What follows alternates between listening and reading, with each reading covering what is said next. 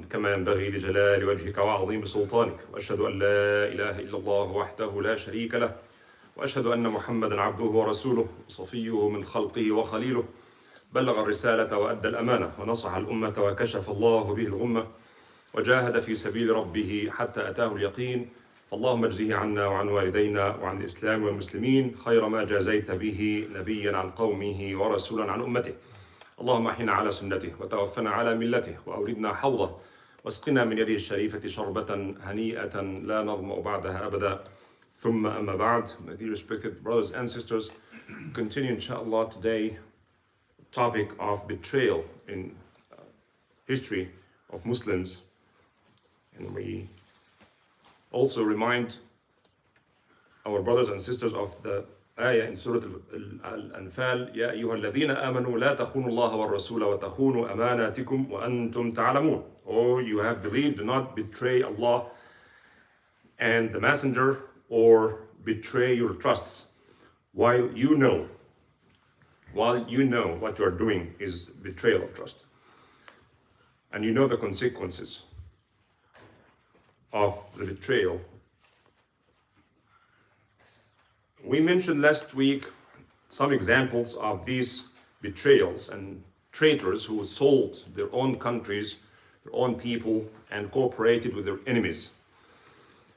What we are witnessing in this modern time was a result of the betrayal of some individuals who were in power, and they decided to cooperate with the enemies of this ummah just to stay in power. Two more examples that actually shaped the world as we understand it today.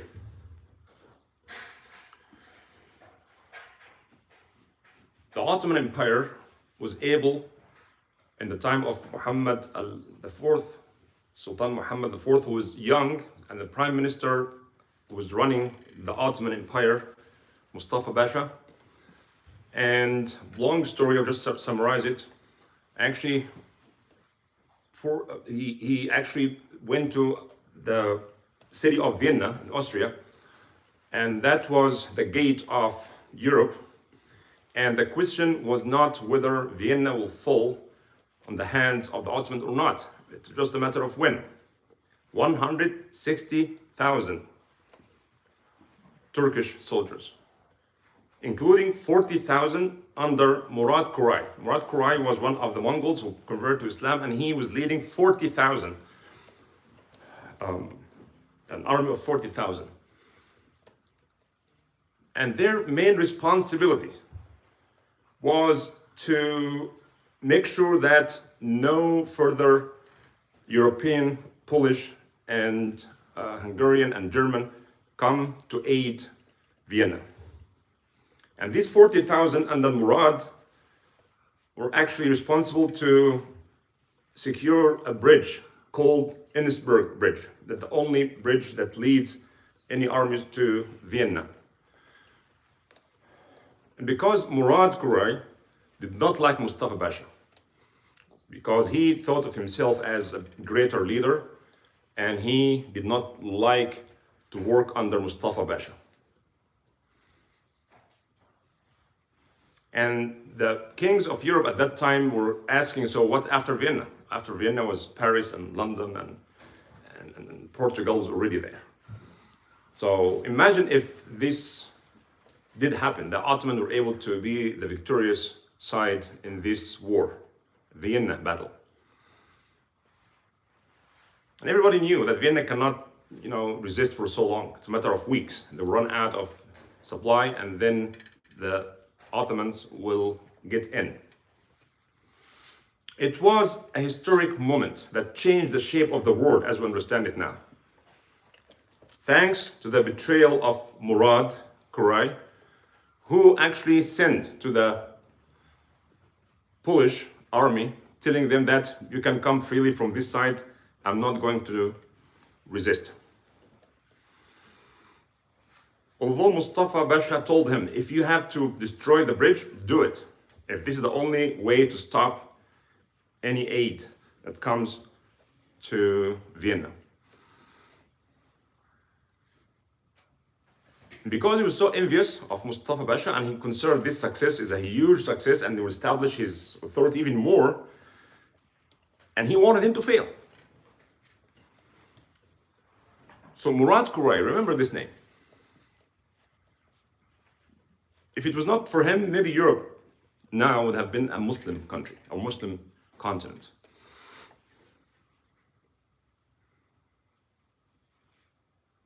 And they came, and he was actually watching on the top of a mountain and watched the Polish and their allies coming in, and Muslims or the Ottomans on the other side actually was surprised next day to see a huge army coming and defeating them. 15,000.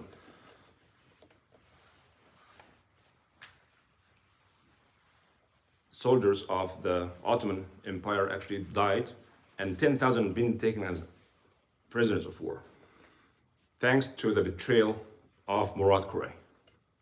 Just he was so envious of Mustafa Pasha and he does not want him to be successful. And there were messages actually between him and the Europeans telling them that, don't worry, just come. I'm not. And he watched them and he did not do anything. And some of his soldiers actually told him, what are you doing? He said, just listen to me, I'm the leader here. And that was the beginning of the weakness of the Ottoman Empire. The second example I want to also give that gives us an idea about how Palestine have been sold so many times before. Last week we talked about Al-Kamil, the ruler of Egypt, and how he actually worked with European leaders and aided them to come to Jerusalem.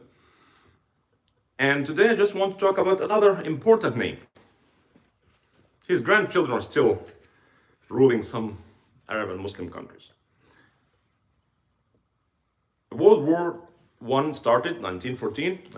Before that, the Ottomans, or the Ottoman Empire, actually ruled Iraq and Sham and Al-Hijaz. These are the main three areas. Sham includes Syria, Lebanon, Palestine, and Jordan. That's Sham. Iraq is Iraq. And Hijaz, Mecca and Medina and the surrounding area. I was asking myself, why is that after the collapse of the Ottoman Empire, which is the last caliphate system, there was no other attempt actually to start a new caliphate. So the Umayyads were gone and the Abbasids came, and then the Ottoman came, and then why not? The Muslim around the world, scholars and leaders, why didn't they say, okay, the Ottoman Empire is almost gone, so let's start a new caliphate. It was an Arab caliphate all the time, and all of a sudden it went out of Arabs to the Ottomans. Well, the Ottomans were ruling for so long, and Iraq and Sham and Hijaz were under the authority of the Ottoman Empire. The Ottoman Empire, unfortunately, was dragged to this World War I. It was already weak. And the British actually found out that to be able to defeat the Ottomans, then they came up with the idea of supporting a nationalistic movement. Arab versus Turk. Turkish Empire or the Ottoman Empire were not non-Arabs, we all know that. But they were able to unite all these Muslim countries under one authority. And this actually, the enemies of Islam found out this is the biggest threat to us. We have to break all these, areas into different states and independent states so that we can control them. Imagine if Iraq and Syria and Lebanon and Palestine and Jordan and Saudi Arabia and Kuwait and Yemen and Oman and Emirates, all these people, all these countries became one country. Can you imagine how powerful this country would be? You add Egypt to this and North Africa. Imagine the natural resources and human resources that these people have. So the enemies British knew that we have to stop this caliphate system. So they found actually the wonderful opportunity of the leader of Mecca and Medina Hijaz area. His name is Sharif Hussein. The word Sharif means that he is a descendant of the family of the Prophet ﷺ, who actually was in Istanbul, and he was appointed in the time of Abdul Hamid, the last Ottoman Empire. He was forced actually to hire him as the leader of Al-Hijaz, because he's an Arab, he's a Sharif from the family of the Prophet, and people like him. And Abdul Hamid did not like him, and he warned actually the New Turks party and told them that this guy is not trustworthy. And they said, no, he's our guy. And they put him as the leader of Mecca and Medina, Amir al-Hijaz. So the British actually went to him and they told him, listen, you are the best. You are much more qualified to be the caliph or the king of Arabs, because you are Sharif, you are an Arab. These Turkish people are not Arab. So they started this nationalistic movement. So for the first time, from the time of the Prophet until that time, we've never found like Arabs fighting against the caliphate. Well, the British were smart, and they knew that he's so ambitious. And his son Faisal was the king of Iraq, and the other one, Abdullah, was the king of Jordan and Sham. And he's influential, and he's willing to sell his principles and his people. They offer him so much money, and some historians actually said that all this money that's spent on him, British pounds, is equivalent in 1 year, is equivalent to 1 year that Great Britain used to spend in 1 day in the war. And they promised him that he will be the king of Arabs, and they promised one united Arab nation, and you are the king. Of course, his own children will be also leaders. And you have to fight the Ottomans, kick them out of Arabia. And he announced the Great Arab Revolution, 1914 to 1918. 1916 to 1918. Took 2 years. They supplied him with weapons, with money, and he, of course, the Ottoman Empire announced a jihad fi sabilillah against the British, and they actually invited Sharif Hussein to call for independence, the idea of independence from the Ottomans.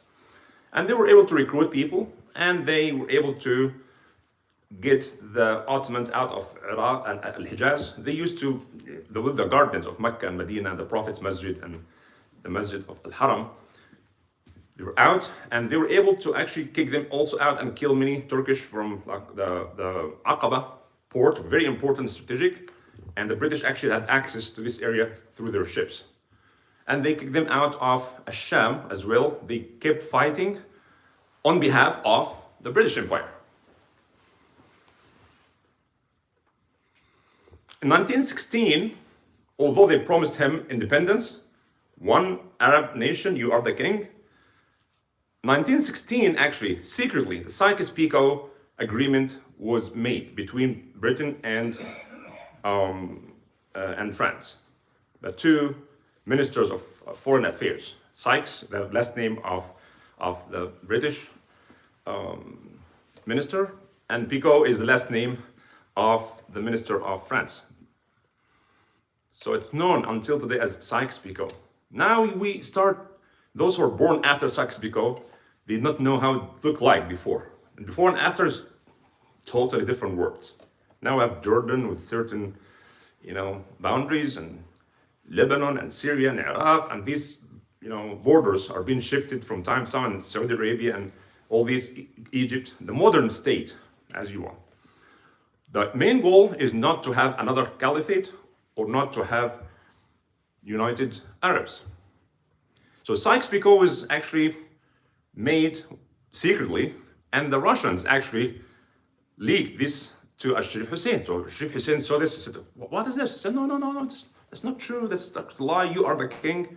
You are the most qualified person. Don't worry, that's not true.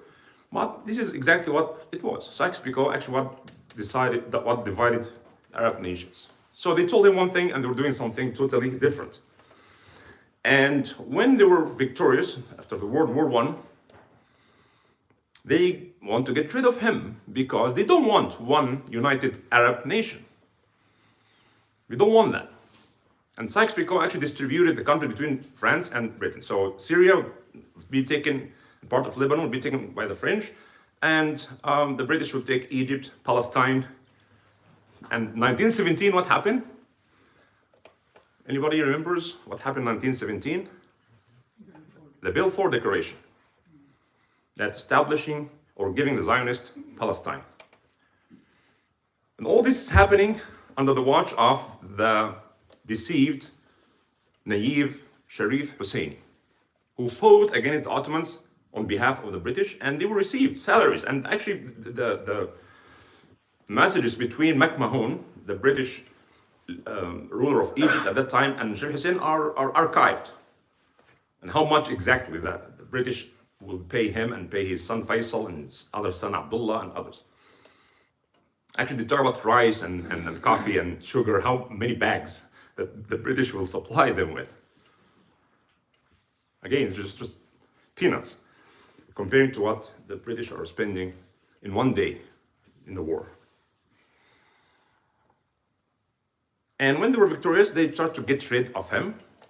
And they found actually the Saud family, which is the largest and biggest tribe in Arabia, King Abdulaziz, and they found him actually more powerful, and he's so they supplied him with weapons so that he's victorious, and he actually expanded his authority, and Saudi Arabia emerged. Thanks to the British. There's no doubt in this. This is historic fact. The fact that the guardians of Mecca and Medina does not give them like a religious or divine blessings. It's the British actually who helped the Saudi Arabia to be established the way we understand it today. And the royal family are ruling, again, thanks from the British and then the Americans after that.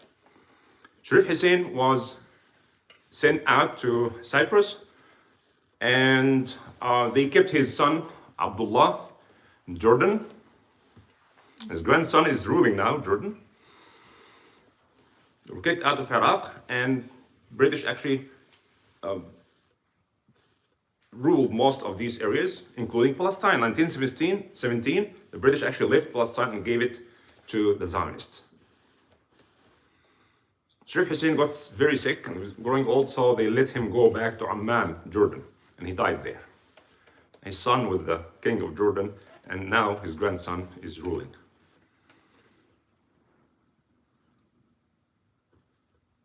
And it was very clear for the British that we don't want any caliphate, we don't want unity, we want division.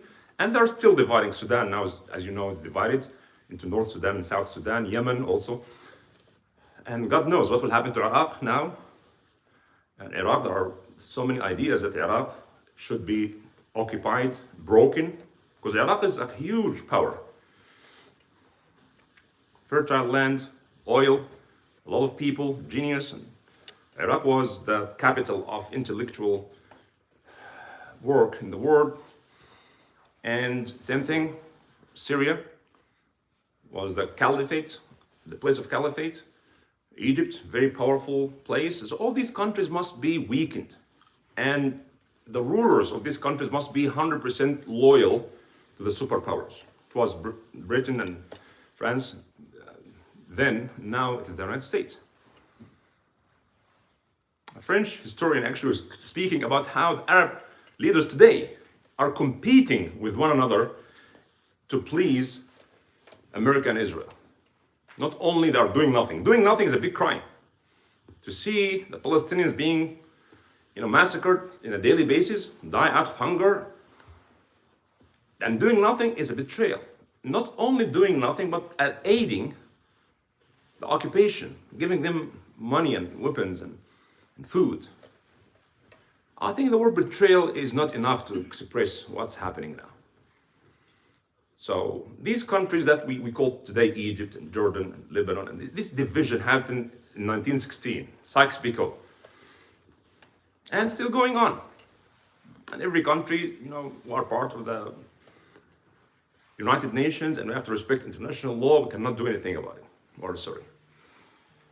And they're all trying to naturalize the relationship with the occupation. So the betrayal, Sharif Hussein now is, when the name is mentioned, Sharif, from the family of the Prophet, he sold his soul to the British. for being the king, and his sons will be the next kings. They give him this, promise, but at the same time they're doing something else. If you watch the movie Lawrence of Arabia, Lawrence is the engineer of the Arab Revolution against the Ottomans. The movie is available online, you can watch it, Lawrence of Arabia. It will show you how this white British smart officer with the name of Lawrence was able to convince the Sharif Hussein Arabs that we have to fight the Ottomans so that you guys can get your own independence and will support you, and how this served the British very well. It became known now that these leaders are traitors. Their loyalty is to the power, the superpower of the world, and they don't really care about religion, history, caliphate, Sharia, Islam. They don't care about any of these things. The only thing they care about is their power, stay in power. And they're willing to sell their own people, their own countries, their own lands. And history actually is telling us that this betrayal of some individuals, key individuals, can affect the entire Muslim world. يا أيها الذين آمنوا لا تخونوا الله والرسول وتخونوا أماناتكم وأنتم تعلمون. Do not betray Allah, do not betray the messenger, do not betray your trusts while you know what you are doing is wrong. It's a betrayal, no matter how we try to justify it. So Palestine has been sold so many times before, as it's been sold now. The meeting of Blinken and the king of Jordan, the great grandson of Sharif Hussein, just told them, just want to get rid of these people, but we look bad because the massacres that make us look bad. Just try to allow the aid to come, but just finish them. Same thing, the leaders of Saudi Arabia, the Arab Emirate and the government of Egypt are very well cooperating. We are living in the age of betrayal. How to get out of this? Allahu A'lam, I don't know. The Ummah is full of sincere people, been suppressed, they're crushed down, many of them are in jail, many of them are unable to speak. But the time will come, inshallah, when some sincere leaders will come to the leadership and lead Muslims into victory. أقول قولي هذا وأستغفر الله لي ولكم. استغفر.